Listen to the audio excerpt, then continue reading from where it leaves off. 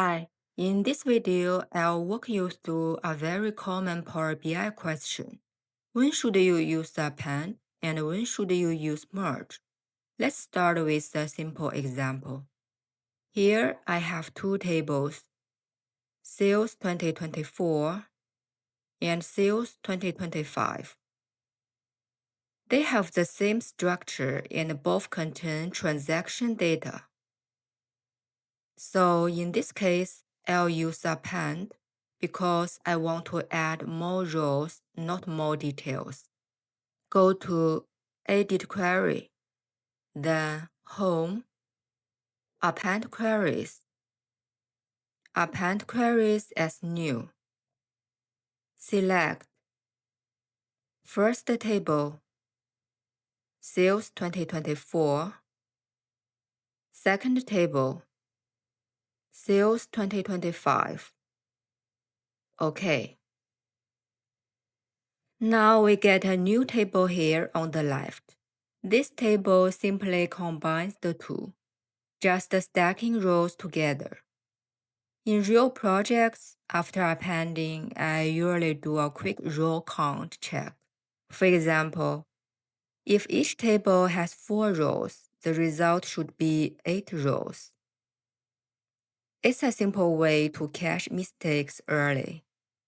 Now, one important rule when using append: the two tables must have exactly the same column names and data types. Let me show you a quick example. In Sales 2024, I rename Order ID to Order ID 01. But in Sales 2025, it's still Order ID.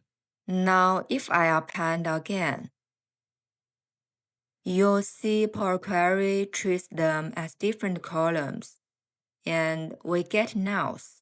So before appending, always make sure the column names are 100% identical. Now let's look at a different scenario.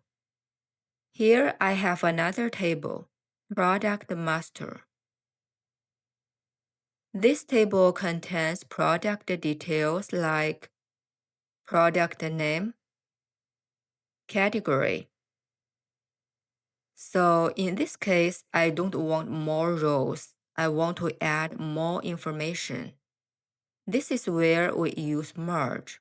Go to Home, Merge Queries. Merge Queries as New.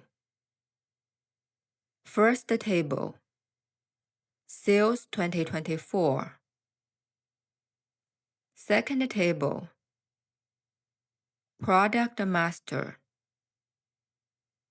Select the product ID in both tables as the key.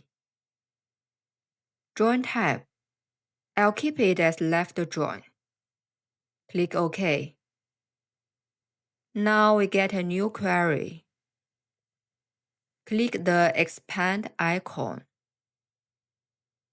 And we can bring in columns from Product Master.